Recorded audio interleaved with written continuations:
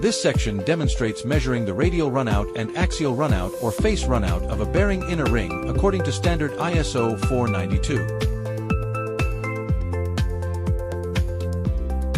The tested bearing is ETK UC205, with 25 mm bore and 52 mm outer diameter.